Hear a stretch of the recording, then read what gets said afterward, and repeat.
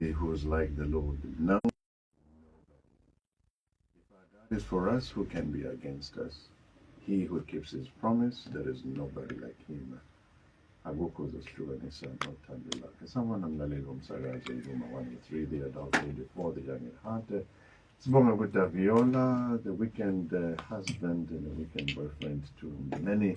Uma usafuna ukumlandela nokulandela umculo wakhe ilapha insizwa eScenic lapha eScenic lapha eWaterloo uzohamba uyombona khona umsafuna ukuphola uphole ngomculo omnandi kakhulu umfoka kaMputa asihlalele nawo lesonto afternoon. Sawubona mina hamba ngiba ukukhoza ngenjwayelo ngingudidingo kankosi uhlelo kuseyilona i-Sound Doctrine Hub umsakazo sewubona iVuma 24 leyayo mkhathini sona.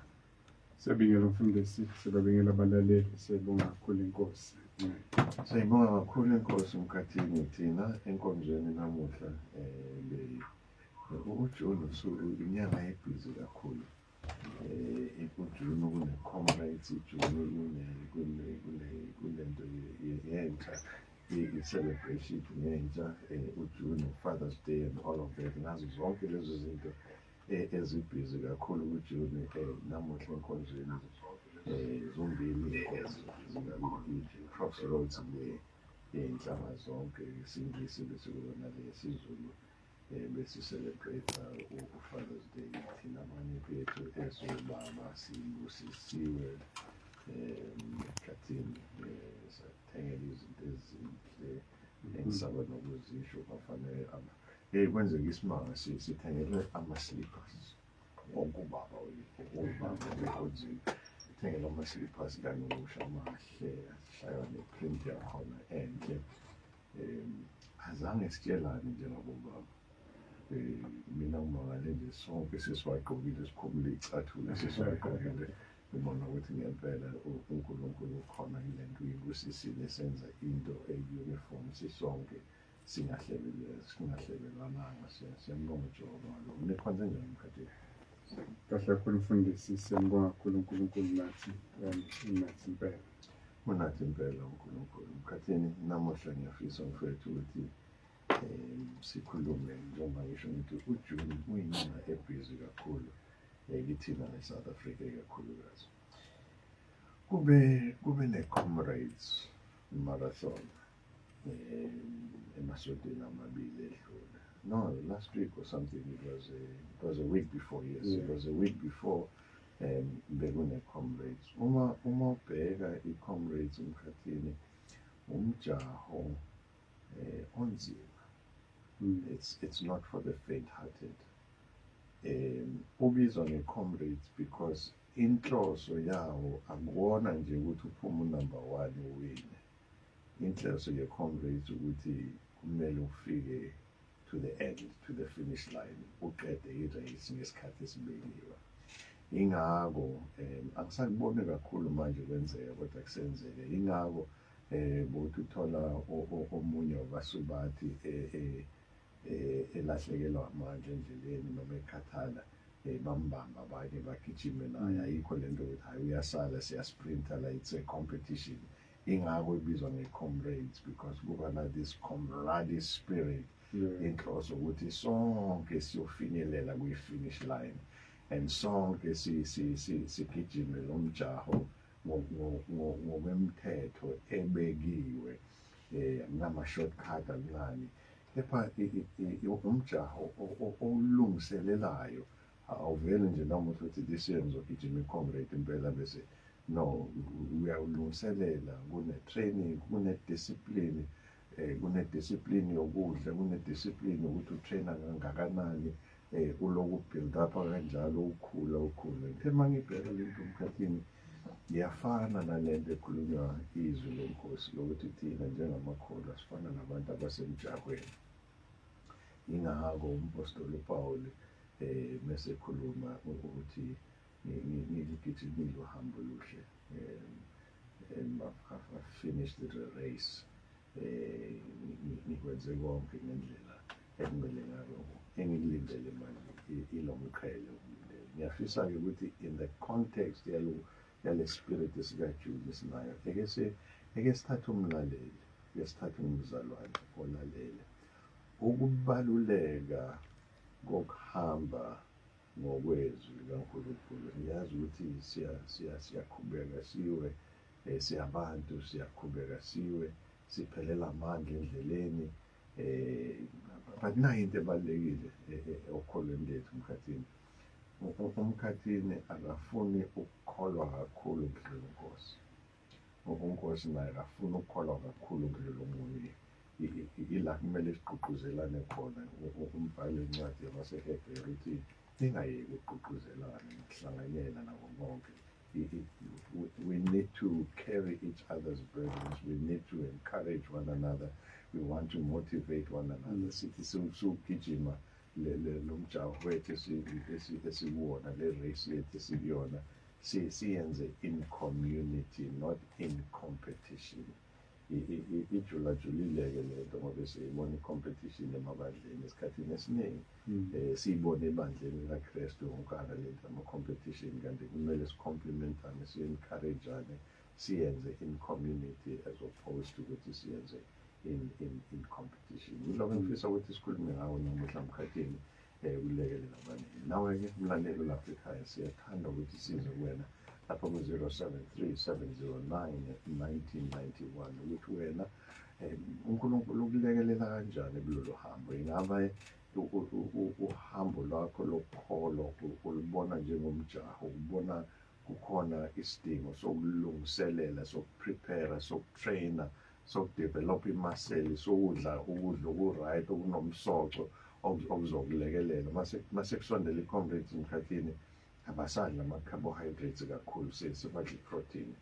Ngisho njalo umpostoli Paul uthi hayi, mina ngiseyingane angikwazi ukunipha inyama manje, lama-protein lawo kusafuna ngihambe ngiyonipha ukudla kwey'ngane, nginipha ubisi ukuze nikwazi ukuthi nidevelophe kahle ne-system yenu, ikwazi nikhule kahle ngendlela. Nathi-ke kunjalo Mkhathini la kwi-Comrades kwenzeka izinto ezifana nalezo.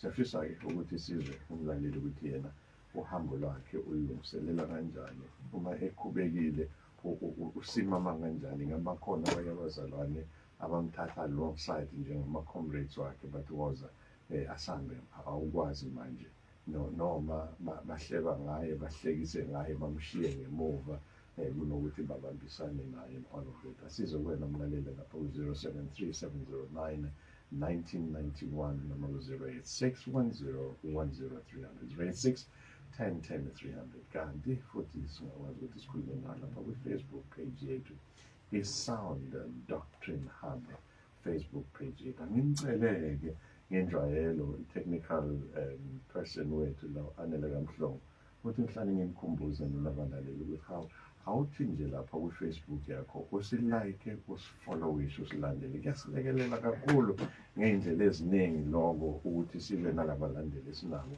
Baningi abantu abafunayo Mkhathini, baningi abantu abeza kuy'nkomfa, baningi abantu abashayela emsakazweni, baningi abantu abathumela ama-WhatsApp.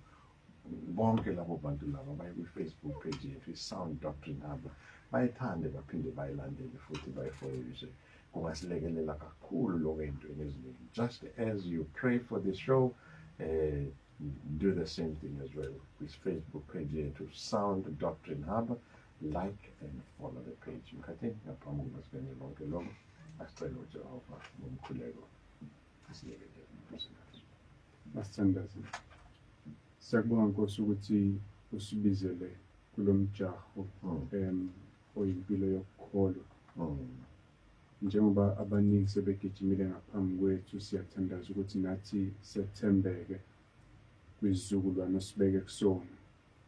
Njengalokho Paul noPetru kweyabo generation benza umsebenzi ukuthi uPaul ngikulwile kulokuhle. I finished the race. Nathi usenze Nkosi sikwazi ukukhuluma kanjalo. Seseqedile umsebenzi. Sikhulekela ukwazi ukubeka phansi zonke izinto ezisiphazamisayo ekwazini ukugijima. Sonke isono esithandelayo emlenzeni yethu sisikepe sifuna ukusiwisa phansi. sisiza ukuthi sisikhumule sisilaqazele kude singaqhubeki sizama ukuhamba naso. Sikhulekela ukwazi ukugijima ngokubekezela ebunzimeni bonke obufikayo, ebuhlungwini bonke obubakhona empilweni, ey'lingweni zonke eziyaye sifune ukusi-discourage-a. Sometimes iy'nhlupheko esibhekana nazo, sometimes abantu abasihlukumezayo, sometimes isemabandleni izinto eyi-discourage-a abantu. Sisiza ukuthi sikwazi ukuqinisela sibekezele noma usathane angayiphonsi into ey'njalo endleleni yethu. Sikhulekela ukuthi siliqede ibanga khona sizobona ubuso bakho uthi well done good and faithful servants, ngoba siligcinile sikugcinele ukukholwa seliqede ibanga. Abanye inkosi abakangeni ngisho nokuqala kwi-race yokukholwa, bagijimela esonweni, bagijimela indlela ebheke esihogweni, balandela iy'nkanuko zenyama yabo. Siyabakhulekela ukuthi ubahawukele, ubavule amehlo babone ukweduka kwabo, ubenze bambone uKristu njengendawo yokubalekela, njengethemba okuyena owafela izono zethu, ukuze ngokukholwa uyena sikwazi ukuxolela sisindiswe. Sikhulekela ukusindiswa kwemindeni yethu, komakhelwane bethu, kwabantu nje eSouth Africa, kakhulukazi laKwaZulu Natal besilalele. Siyanxusa ukuthi babe baningi obahlengayo ezonweni zabo, nabo bangene kulo mgijimo, kulo mncintiswano ophetha kahle, ophetha ngenkazimulo kaNkulunkulu nempilo engunaphakade, while abanye belahlwa ngenxa yezono zabo. Siyakubonga kakhulu Nkosi ngomusa wakho nethuba lokwazi ukukhuluma ngezwi lakho, sigqugquzele abanye, sisize-ke usilekelele egameni likaJesu. Amen. Amen. Mkhathini, sibonga kakhulu Mkhathini. Mkhathini, kusele isonto elilodwa vo ngaphambi kokuba singene kule nkomfa ebaluleke kangaka, inkomfa yethu. Asibakhumbuze abalaleli bethu mayelana nenkomfa yabantu abasengele. Umgqibelo seyisondele iy'nsuku njengoba esho umfundisi, umhla ka-6 kuJulayi.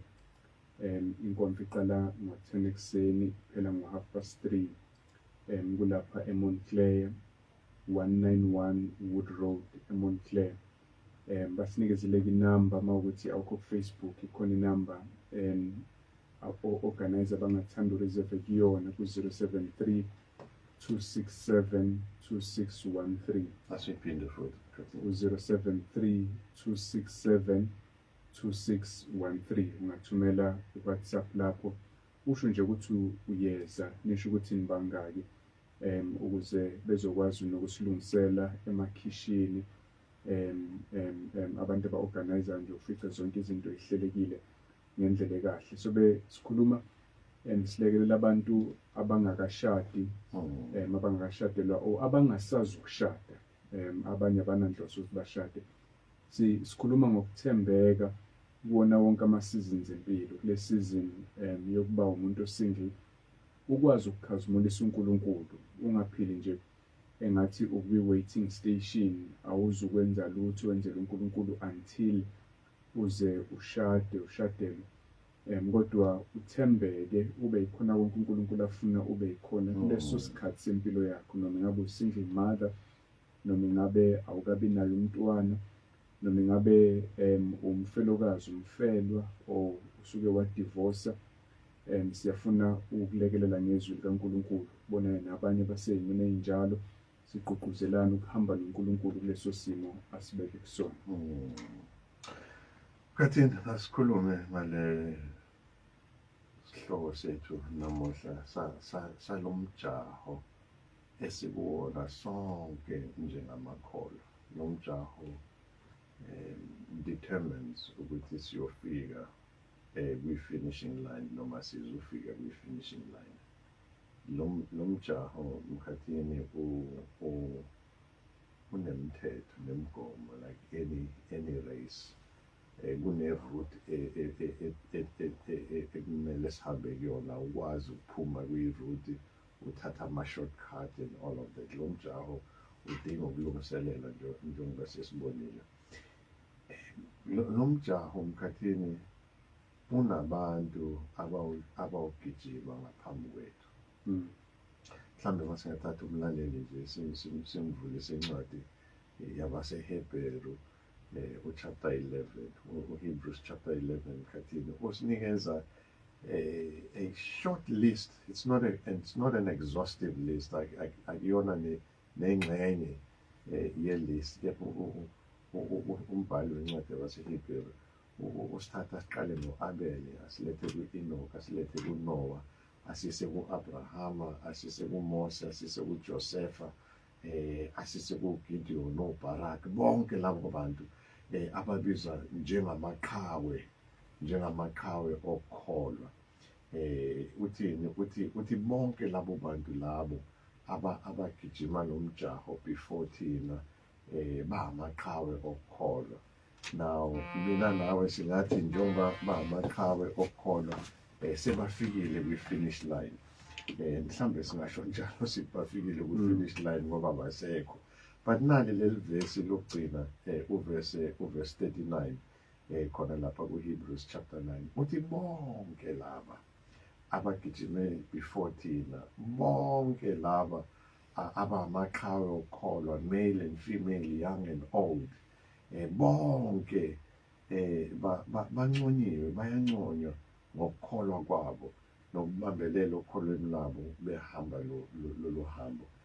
Kepha uthi abakanikezwa lokhu abakuthenjisiwe. So mhlawumbe sungasho ukuthi yebo bafikile ku-finish line, kepha abakayitholi iy'ndondo zabo lezi sibona abantu bakuyi-comrade abaziphethe, abakayitholi iy'ndondo noma sebefikile nendondo bebeyigijimele ukufika kwi-finish line, abakayitholi. Bese sinikeza isizathu athi ngoba icebo likaNkulunkulu lingcono. Nali icebo elingcono likaNkulunkulu ukuthi sesisonke banikezwe lokhu abakuthenjisiwe, banikezwe ley'ndondo abathenjiswe zona. Ithini le nto mkhathini? Ithi kunabantu abagijime lolu hambo before thina, sebefikile kwi-finish line, abakatholi imiklomelo yabo yokugijima lolu hambo, because inhloso kaNkulunkulu ukuthi kungabi nalabo abahonyeliswa before abanye bangahonyeliswa. So njengoba thina sisasele kulo mjaho, sisasele kwi-race, uNkulunkulu ulinde thina nabo bonke laba sebawuqedile lo mjaho amaqhawe okukholwa, balinde mina nawe mkhathini sonke sindisiwe sekhona ukuthi sifike kwi-finish line. Masesifika kwi-finish line ebese-ke uNkulunkulu sinikeza konke lokhu asithembise kona, ley'ndondo asithembise kona. Ebese-ke uya ku-chapter 12. U-chapter 12 uthi njengoba bona sebefikile ku-finish line, sebafana nabantu asebehlele estadium ku-grandstand, sebegqugquzela thina manje ukuthi sebasihleli basibukile thina esisagijima, bayasigqugquzela bathi hayi qhubeka mkhathini, muqhubeka uwa, baku-encourage. So bagijime lolu hambo before thina, manje sabantu esingabukela kubona njengabantu abasi-encourageayo, sifunde kulokhu abakwenzile and all of that. Chapter 12 so babizwa ngefu, sebayifu lofakazi abafakazela lo hambo esiluhambayo njengabantu esebelihambile lolo hambo. Asiyithathe nje khona lapho mkhathini ngaleyo background leyo, siyithathe ukuthi njengoba bona sebehambile, sebehleli kwi-grandstand, sebelinde thina ngobe they are itching manje ukuthi bathole lokhu abathenjiswe kona, kepha ngobe yi-comrades le, akekho ofuna ukuthola indondo umke ngayitholi, balinde thina ama-comrade wabo ukuthi siyenze, sigijime sonke. Ngaphambi kokuba sibheke emkhathini konke lokhu, asithathe siqale nje sibuke laba abaligijime lolo hambo before thina, sikwazi ukufunda kubona nama-preparations abawenzile.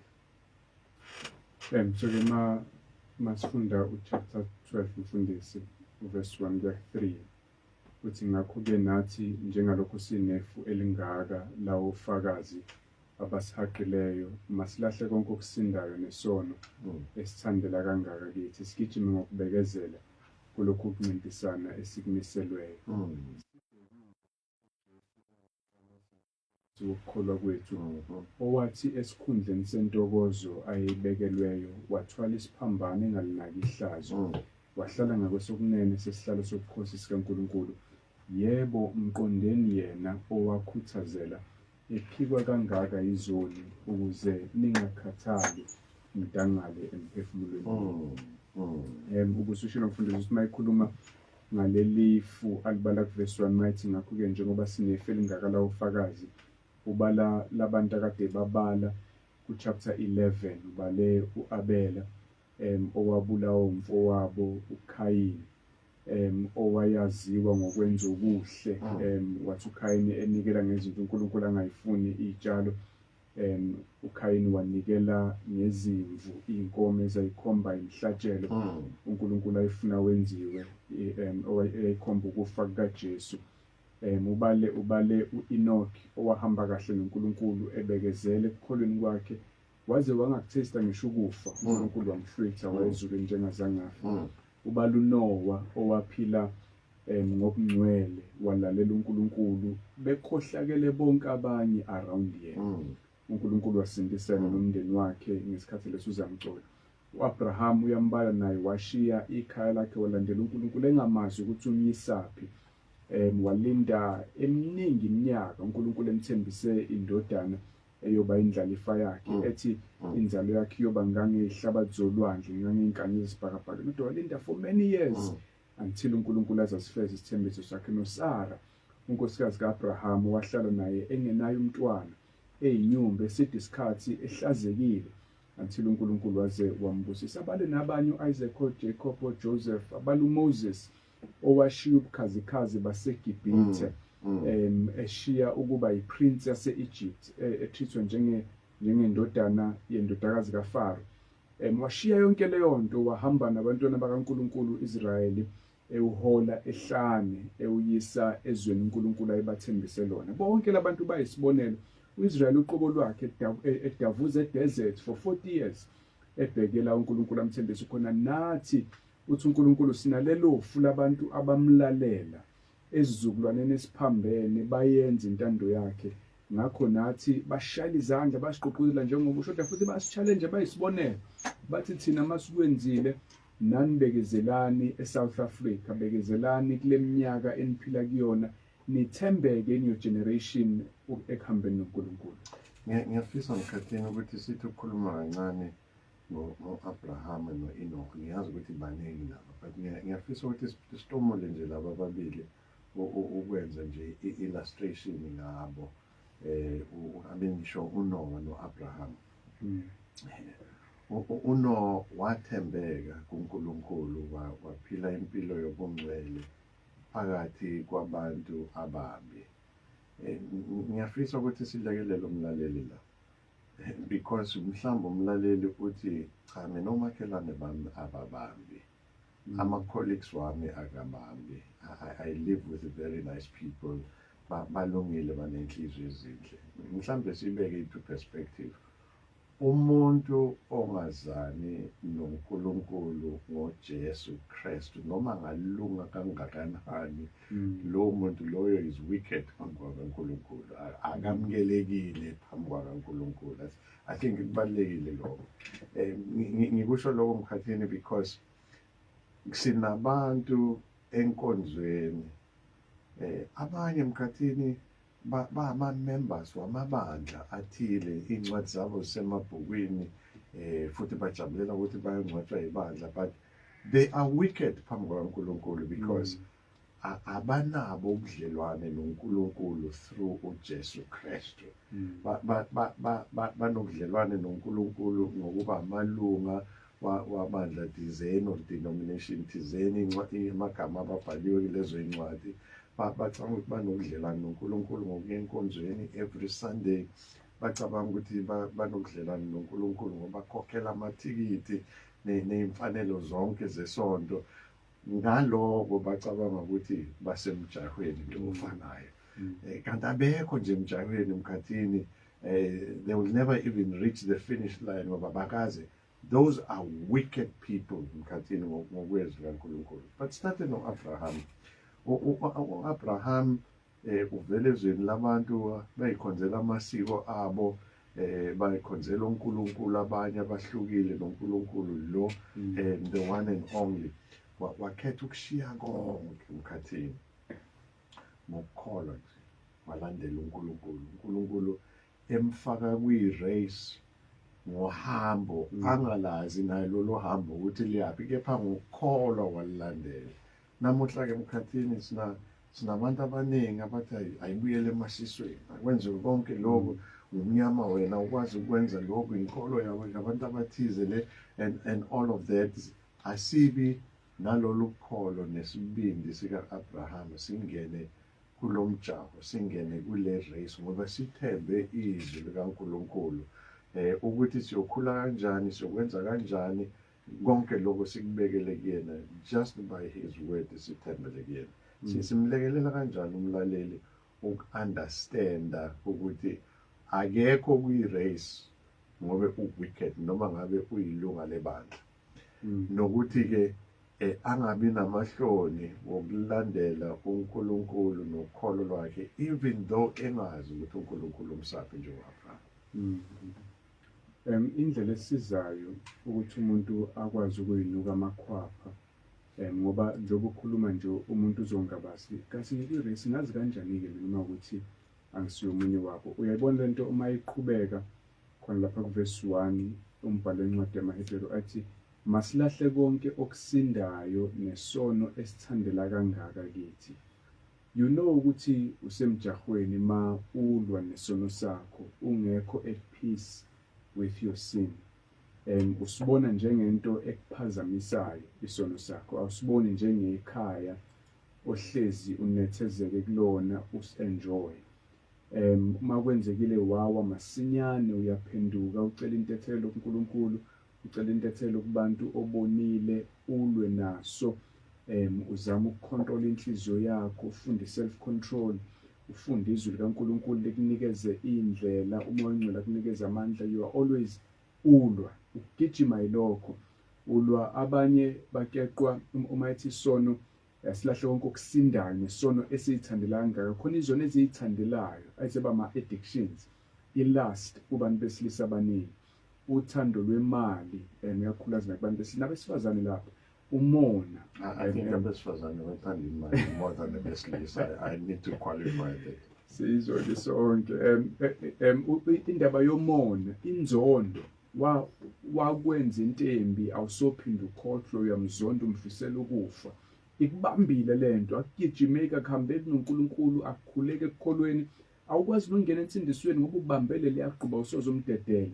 Ukuthanda izwe nezinto zasezweni, amafashini asezweni, indlela zokuphila zasezweni, izitayela zakhona, izinto eziphambene nezikaNkulunkulu ngoba wonke umuntu uyazenza, nawe awukwazi ukuyibamba, awukwazi ukuligolozela izwe. Awufani noMoses owashiya iGibhithe lilihle ngoba uNkulunkulu esembizile, wena uyahluleka ukwenza njalo.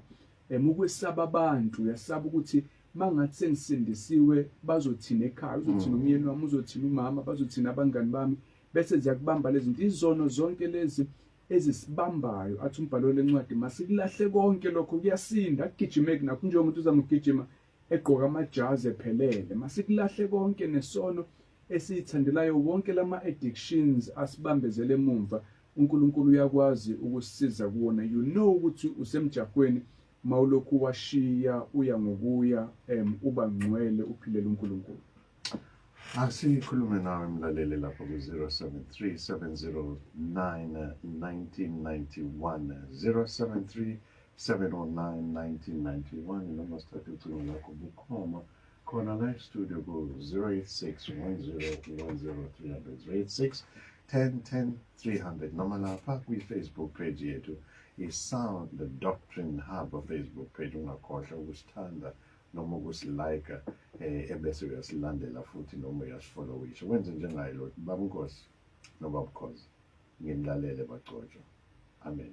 Akazisho ukuthi ubani lo ebese nawo umuntu ongazisho naye othi ngibingelele bafundisi bami, umfundisi Nkosi nomfundisi uKhoza, niyathandwa kakhulu futhi siyafunda kakhulu kulolu hlelo. Isithombe sona sifana nalo sisengimaziyo kodwa akashongo ukuthi mhlawumbe ufuna ukuba anonymous, kepha ngiyambona lapha esithombeni sakhe. Ebese ethi lo lothi Baba Nkosi uyaphinda lo asithathe nangu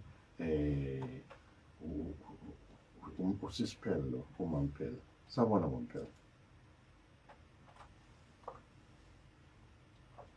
uyasaba uMamphela asithi sibone ukuthi uthini sabona uMamphela yebo Thixo muhle inkosi uyabusa ngey'khathi zonke. Selifikile lelo hora siyajabula ukuthi sesizoba nani. Sesilindele ukuncela umbeleni wolwazi sithole konke okuhle okuzosiphilisa siphinde sinibone futhi neSunday elandelayo. Ayike sihleli no-Andile owangi-introduce kunina 4-5 years ago. Ayike sihleli naye silalele kuze kushaye lelo hora. Basondele-ke bonke oMakhumalo Esimeko Thembi Dimba o-ANG bonke nje abalaleli bevuma sebefikile obabudidi ningabe nisalenza iphutha. Thank you. Bye. Siyabonga kakhulu sawubona nawe sekamukele moyeni Babukhoza nababunkoza sibingelele kumhla ka-23 June 2024 siyabingelela kwi-Sound Doctrine Hub. babumnyele Amen. Baba nikhonze kahle baba. uJesu inkosi sikhonze kahle kakhulu umfundisi obevule izwi namuhla uNkulunkulu ekhuluma ngayo bekhuluma ngazo zona ley'ngqinamba ney'nkinga noma ney'nhlupheko esihlangabezana nazo ohambeni lethu efunda lapha encwadini yabaseKorinte lesibili uchapter 12 ubheke uverse 7 noverse 8 kuphela namuhla nina nikhonze kahle ngiyathemba mfowethu Hayi konke baba noma-ke bengingaphumelelanga namhlanje ney'nqamba abangaphambi kwaJehova kodwa-ke ngiyakholwa ukuthi bakhonze kahle kakhulu khona nabo bekungibambile okuncane nje kodwa-ke ngiyamkholwa uNkulunkulu ukuthi hhayi ngokuzayo vele nginabazalwane nesihlanganele nabo sonke. ngilahla konke wena mfowethu ukuthandelayo Ngiyathanda isihloko baba ngoba ukukholwa akuyona into elula ngiqale kanjalo akuyona abantu abangayithatha njengathi into elula but into emnandi kakhulu ukukholwa ngoba uma ususindisiwe uswamukela uJesu njengenkosi nomsindisi kunezinto vele ezinye zazo automatically okwaziyo ukuthi uyiyeke so nje akuyona into elula kodwa kuyahambeka noKristu Jesu konke uma umzalwane ilento ukuthi baba thina masusindisiwe ukucabanga ukuthi futhi uzoyiphathela wena impilo kanti usenza ngamandla akho ingakho phela iBhayibheli malisifundisa uthi uJohane chapter 1 uverse 12 uthi bonke abamamkelayo wabapha amandla ngiyithanda-ke leyo part uthi wabapha ukuphiwa futhi uthathe into wayinikezwa kwathiwa misi yakupha eyakho unomphela wabapha amandla ukuba babizwe kuthiwa bangabantwana bakaNkulunkulu. In other words,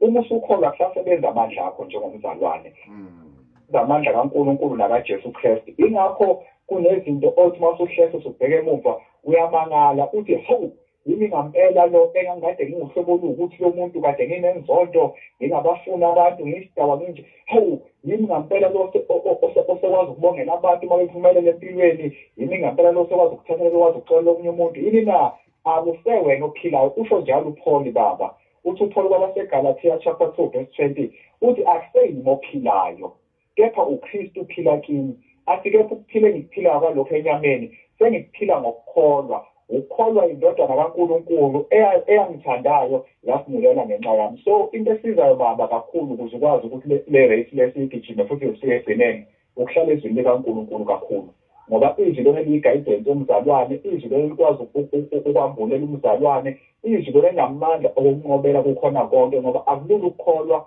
kodwa into enhle ngokukholwa kunezinto abathe ontanga yethu njengoba mina ngisemncane nje kunezinto ontanga yethu abawungena kuzona kanti uthole ukuthi untokozo mnyeni yena akangeni kuzona why yingoba izwi linamandla ilona lingigadayo ilona lingihlengayo kukho konke ilona lingenza ngikwazi ukuvula amehlo ukubona ukuthi hayi lokhu akuhambi kanje baba bekuyilokho nje namhlanje nithi angiphawule nalesi sihloko siyahambeka khona mohlelo ezwini hlala kuKristu bambelela kuJesu singasuki kuJesu ngoba ukusuka kuKristu Jesu khona okusenza ukuthi sigcine sesibuthakathaka sesikwazi ukuthi sishwele esoneni ekubeni uma sihlala sibambelela nakanjani uNkulunkulu uyohlala kithi njengoba eshilo sinakho kuJohane ukuthi hlalani kimi nami ngihlale kini. Amen.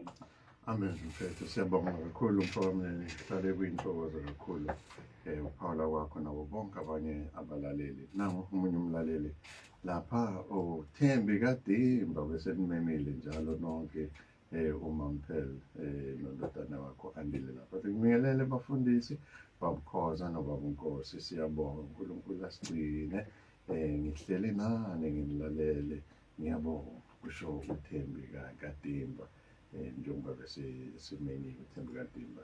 Sithathe nawo omunye umlaleli naye simamukele emoyeni. Sakwamukela, sawubona. Ngiyalele msakazi. Ubaba ngizwa ubaba lapho ekhuluma ngokuthi uma kuthiwa ibuyele emasisweni, ibuyele emasikweni, into engavunywa eBhayibheli leyo. Ngiyaxolisa isawundi yakho yimbi baba, kodwa ngimzwile nje kancane ukuthi ubuyele emasisweni, into engavunywa eBhayibheli. Kuyadiphenda ukuthi imaphi la masiko esikhuluma ngayo. Amasiko ethu sidalwe uNkulunkulu asidalela kiwo wonke la masiko. Kunemikhuba mkhathini, kunemikhuba la emasikweni ethu engahambisani nezwi kaNkulunkulu. For example, le kuye emsamo lokushisa impepho, uNkulunkulu akayifuni. In fact uyibhalile ezwini lakhe ukuthi nje singathintani nabantu abafile. Uyasitshela ukuthi kwenzakalani ngabantu ababhule emadlozini abenza yonke lento kuyeza ngomeni and all of that. Yizwi kaNkulunkulu. So uma ngikhuluma ngamasiko angikhulumi ngayo yonke into. Ilobola isiko lethu into enhle, umabo into enhle. Kuningi okuhle emasikweni ethu okungaphikisani nezwi kaNkulunkulu esingaqhubeka silenze. Kepha lokhu izwi kaNkulunkulu eli-clearly against kona, it's an absolute no. Ngimphendula nje ngale ndlela ubaba ngoba asizwanga yonke lento afisa ukuyisho ngoba i-network yakhe yimbi noma i-sound yakhe yimbi. Kepha singamema ukuthi apake imoto eceleni ebese sikhulume naye abuze directly mangaba simphendulanga kahle. Amasiko wethu kuziningi izinto ezingezona ezimbi esingazenza, miningi imikhuba emibi enyanyekayo phambi kaNkulunkulu. Asisho nje siyibeke uNkulunkulu usho njalo ukuthi kuyenyanyeka, ziyenyanyeka lezi zinto phambi kaNkulunkulu. Mkhathini asimthathe nangomunye umlaleli ukuthi sanibona bafundisi bami, mina ngikhonza ebandleni lomthetho, ngaze ukuthi lomthetho yini. So ngenkathi iqala ishow yenu ngilalela ngezindlebe ezi-wrong, but now sengize nganijwayela, sengiyanizwa manje ukuthi hayi into eziningi niyazifundisa futhi siyasizakala kakhulu thina esikholwa akunandaba noma usonta esontweni lomthetho noma losindisiwe. Cha, siyabonga kakhulu ngezimfundiso zenu. Asisho-ke ukuthi ubani lo Mkhathini. Ngiyayithanda le Mkhathini. Asisho mbalaleli ukuthi kungcono lo uyasonta futhi usonta esontweni lomthetho. Bengayithandi lento but uyayizwa. Asisho nje ukukodwa nje akezwa thina. Ukuzwa uNkulunkulu number 1. But number 2, the fact ukuthi uyalalela every weekend noma bekangayithandi lento kusho ukuthi uNkulunkulu osuke ne-appointment naye, kunezinto uNkulunkulu afuna ukuzambula kuyena. Number 3, Mkhathini, kunabantu bebelalela lo hlelo beluzonda lezinto esikhulumayo, bezizonda. In fact bakhona engikhuluma nabo namuhla, labo sebesindisiwe and basindiswe genuinely. In fact kulamasonto ezayo sizoba nohlelo la sibamema khona beza bazoyikhulumela bona ngalento. Why ngiraise lento njengoba ngikhumbuza lo mlaleli Mkhathini ukuthi umuntu olalele lo hlelo akanilalelanga ngephutha. You can simply turn the dial ulalele kwenye into, but the fact ukuthi usalalele ukuthi uNkulunkulu ufisa ukukhuluma nawe. Mina nawe Mkhathini asiwona ama-spokesperson kaNkulunkulu, sivula nje ezwini sibona ukuthi uNkulunkulu uthini. Thus says the Lord. Futhi umlaleli angafika ekhaya azifundele ukubona ukuthi lento uMkhathini noNkosi bebeyikhuluma iphuma ezwini yini. Ingakho nje sibaphendula abantu ngaphandle kokuthi sikhombe ezwini ukuthi kusho uNkulunkulu, ukuze kusasa bangezwe ukuthi uMkhathini noNkosi bathe. Kepha ngiyayithanda let the listeners nabalaleli balolu hlelo stay tuned, because sizobamema ababili abathathu beze la e-studio abakade beyizonda nje lento kaNkulunkulu bethi sifundisa abantu izwi, kepha uNkulunkulu wabavula amehlo emkhathini. Emkhathini nangu sithathe nangu wokugcina ngaphambi kokuthi uPawulu uthi mayibonge botata bami, hleli ndinilalele kakhulu, niyasifundisa kakhulu. Thixo asigcinele nina nolizwi malushula emlazi kwaDabi. Kusho unolizwi malashula lapha emlazi kwaDabi emkhathini. Futhi mayiqhubeka umbhalo encwadi yamaHebheru la ku-chapter 12 siqaphele verse 1 uthi sigijime ngokubekezela kulokhu kuncintisana esikimiselweyo. Sigijime ngokubekezela. Ma umuntu ezokwazi ukugijima aqede lo mncintiswane wokukholwa, kuzomela abe umuntu okwazi ukubekezela. Bayasikhohlisa abantu abasenza silindele ukuthi yonke into izoba lula, izoba mnandi uma sesisindisiwe. Bayalibazisa abantu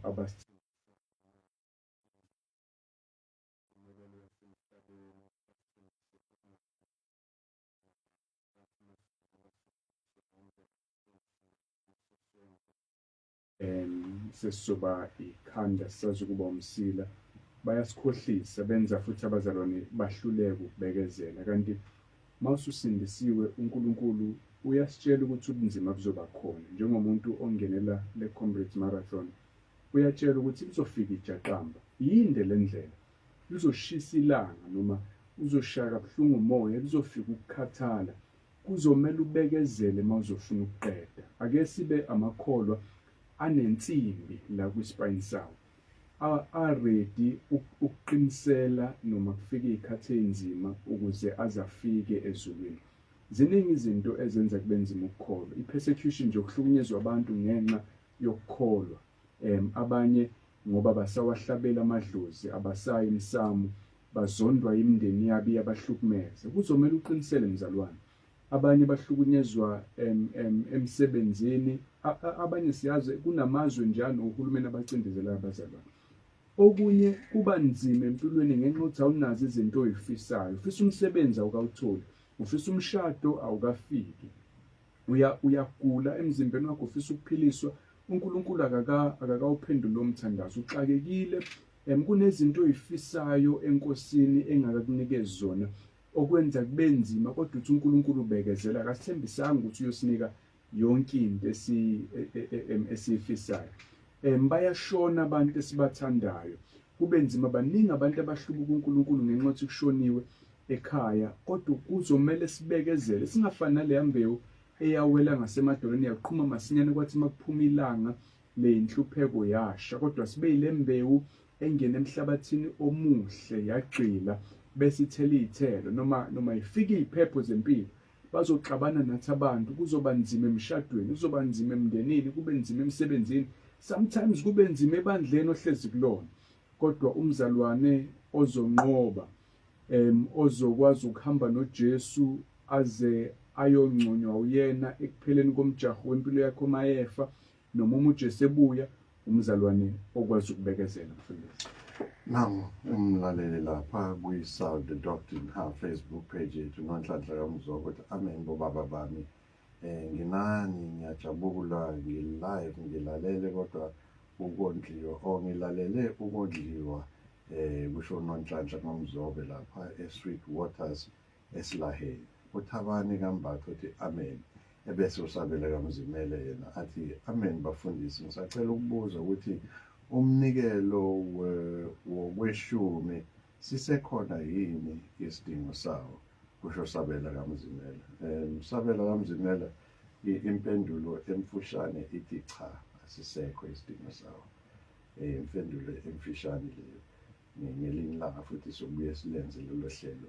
Kepha okweshumi wena mfethu bekwenzele uIsrael. uNkulunkulu wanikeza uIsrael lowo mthetho eSinayi, enikezela izizwe eziwu-10 noma eziwu-11 zaka-Israyeli lezo zaziyo. Kepha abesizwe sakaLevi wangasinikela, wathi sisebenze endlini yakhe and all of that. So bekwenzele wona. Okwesibili okubaluleke kakhulu emkhathini engibona ngathi abalaleli kuyabadida lento ukuthi lokho kweshumi was never money. Akukaze kube imali. Akukaze nje ezweni kaNkulunkulu akukaze kube imali.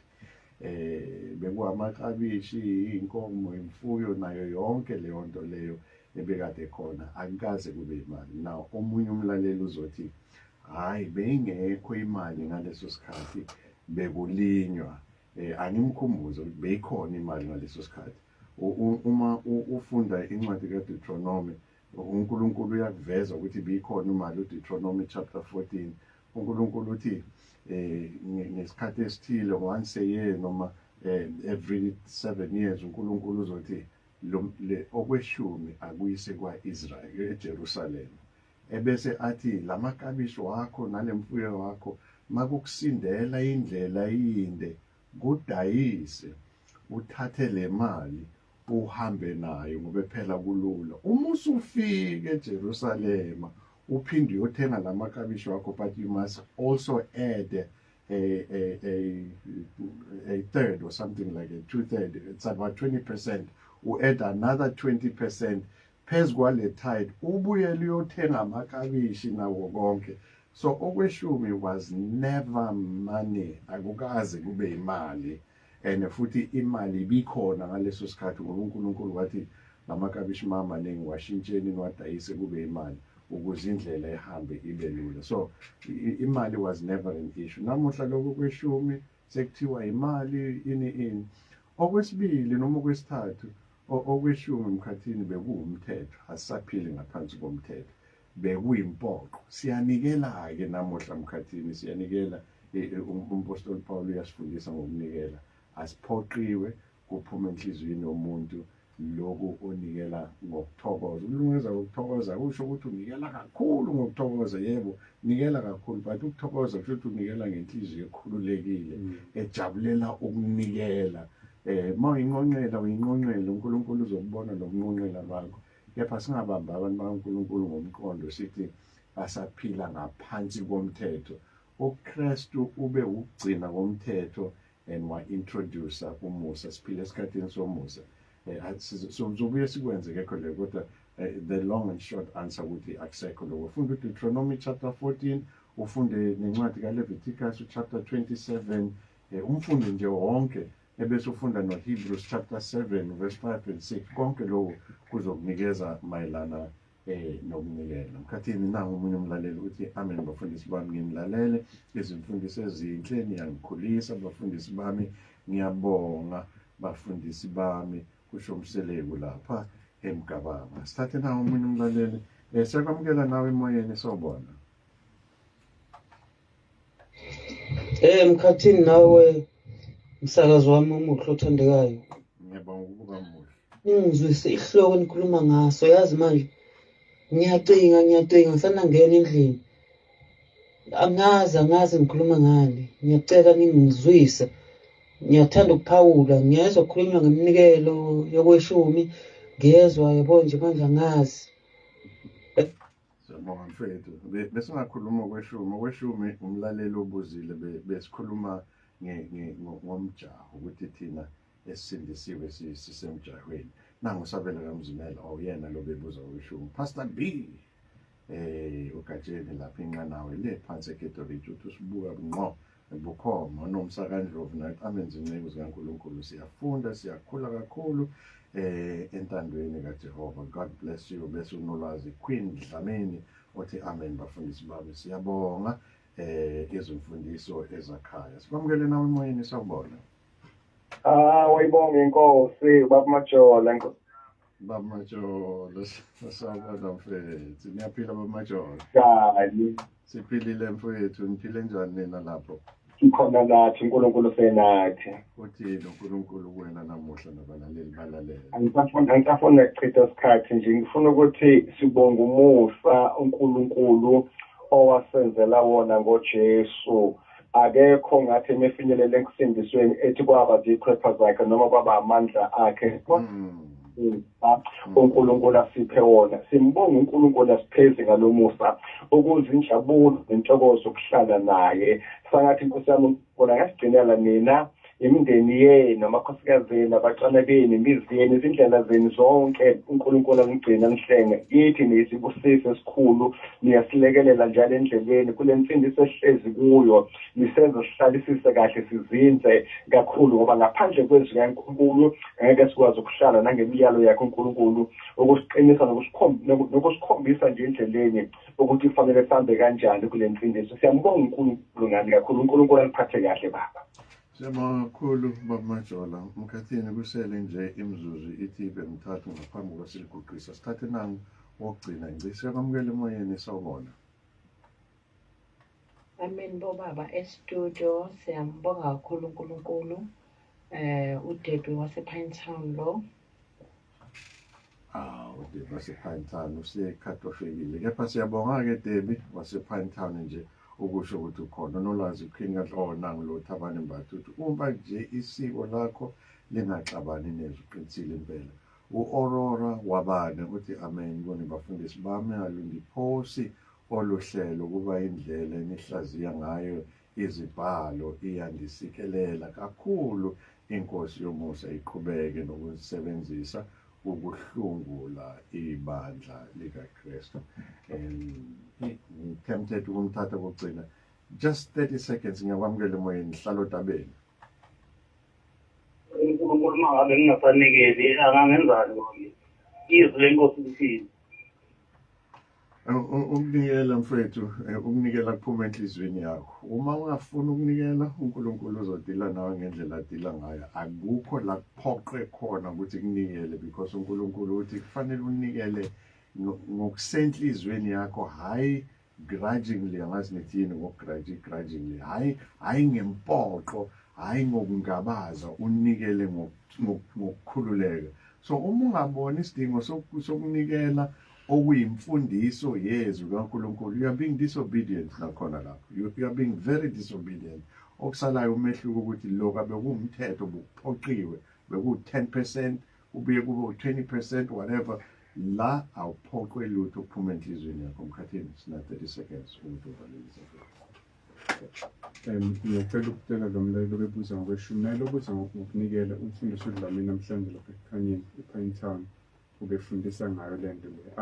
Athinte iy'namba lezi ey'phumayo ayicele intshumayelo ukuthi umfundisi akayithumele. uDebbie uthi usePinetown. uDebbie nathi sisePinetown lapha enumber 8 eHarvey Road.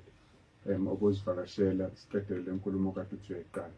Ngifuna ukubala nje umfundisi ngaleli sekugcineni uverse 3 uthi ukuze ningakhathali nidangale emphefumulweni yenu. uNkulunkulu ufuna sibekezele singadangali. Nawe osudangele wa-discouraged wahlehla enkosini, siyakugqugquzela buya. Nawe osu-discourage wadangana, siyakugqugquzela buya. Lelo hambo Mkhathini noma lo mjaho awulula. Kunama-hurdles, siyawa siyavuka, kepha siqhubeka siye phambili. Into emnandi ukuthi uma usuwile noma ungabe lesonweni abantu bathi backslidile. Ayikho lento yokubackslide ezwini. Ithini sithi abantu backslidile? Uthi uma usukuma nje uyilahlele futhi ezandleni zikaKristu, akwamukele ahambe nawe. Engicabanga ukuthi kubaluleke kakhulu Mkhathini ukuthi thina sigqugquzelane, thina siyahlekana, asikhulekisane, siyahlebana ngama-prayer request. That's not camaraderie. That is absolutely not camaraderie. Mina noMkhathini sithi khona uNkulunkulu ambusise nawo maze sikushiya nawo. Khumbula, funda ukuzifundela iBhayibheli. Ngokwenza njalo uyi-students kaMoyengcwele, hayi sikaMkhathini, hayi sikaNkosi, hayi indoda thizeni noma nkosikazi thizeni, kepha sikaMoyengcwele uqobo lwakhe. uNkulunkulu akumbusise. Sibonane nawe ngesonto.